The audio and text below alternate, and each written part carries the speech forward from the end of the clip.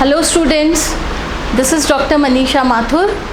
Welcome to my e-tutorials. Today the topic we are going to discuss is difference between prokaryotic and eukaryotic replication. Now let us see what are the differences between prokaryotic and eukaryotic replication. If we talk about prokaryotic replication, it takes place in the cytoplasm. Prokaryotes के अंदर cell के अंदर well developed nucleus नहीं होता है और DNA cytoplasm में present होता है, इसलिए रेप्लिकेशन भी साइटोप्लाज्म के अंदर होता है। जबकि यूकैरियोट्स के अंदर अगर हम देखते हैं तो रेप्लिकेशन न्यूक्लियस के अंदर होता है, क्योंकि डीएनए न्यूक्लियस के अंदर होता है। तो पहला डिफरेंस हो गया, in prokaryotes replication takes place in cytoplasm, whereas in eukaryotes replication takes place in the nucleus.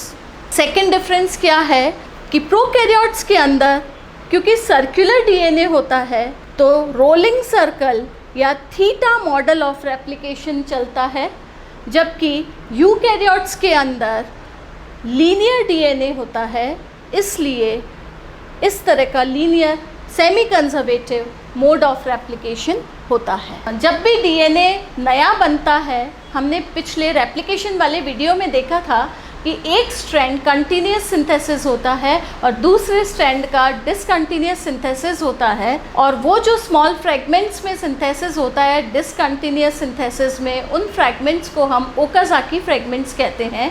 तो प्रोकैरियोट्स के अंदर जो लेंथ होती है ओकाज़ाकी फ्रैगमेंट्स की, वो 2000 बेस पेयर्स की लेंथ होती है अप्रॉक्सीमेटली, जबकि यूकैरियोट्स में अगर हम देखें तो ओकाज़ाकी फ्रैगमेंट्स की लेंथ 200 बेस पेयर्स होती है।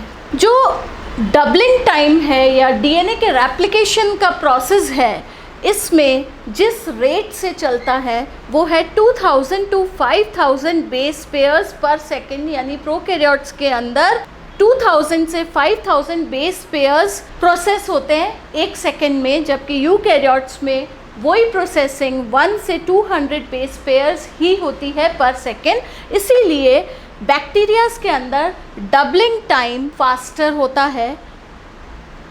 फिफ्थ डिफरेंस अगर हम देखते हैं तो डीएनए के चारों तरफ यूकैरियोट्स में हिस्टोन प्रोटीन्स बाउंड होते हैं, जबकि प्रोकैरियोट्स के अंदर हिस्टोन प्रोटीन्स नहीं होते हैं डीएनए के चारों तरफ रैप्ड। तो ये एक बड़ा डिफरेंस हो गया कि रेप्लिकेशन के समय प्रोकैरियोट्स में डीएनए के चारों तरफ से हिस्टोन प्रोटीन्स को रिमूव करने की ज़रूरत नहीं पड़ती है, जबकि यूकैरियोट्स में histone proteins they have to be removed before replication begins. Prokaryotes के अंदर सिंगल ओरिजिन पॉइंट होता है या एक ही रेप्लिकेटिंग फोक बनता है, मैक्सिमम 2 हो सकता है, जबकि यूकैरियोट्स के अंदर मल्टीपल फोक्स का फॉर्मेशन होता है या मल्टीपल ओरिजिन पॉइंट्स बनते हैं। जैसे ये एक रेप्लिकेटिंग बबल बना, ये दूसरा बबल बना, ये तीसरा बना, बहुत सारे ओरिजिन पॉइंट्स हो सकते हैं और बहुत सारे रेप्लिकेटिंग फोक्स एक साथ बन सकते हैं। If we talk about the enzymes, there are 3 types of DNA polymerase enzymes which are used at the time of replication in prokaryotes. They are DNA polymerase 1, DNA polymerase 2 and DNA polymerase 3.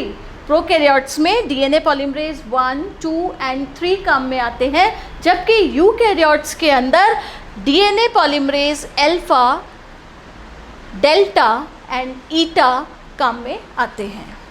DNA gyrase enzyme is required in prokaryotes. हमने देखा था पिछले video में कि जब DNA के 2 strand separate होते हैं तो सेपरेट होते होते नीचे जो है स्ट्रेन पड़ जाता है, बल पड़ जाता है, उसको निकालने के लिए टोपोआइसोमरेज एंजाइम काम आता है।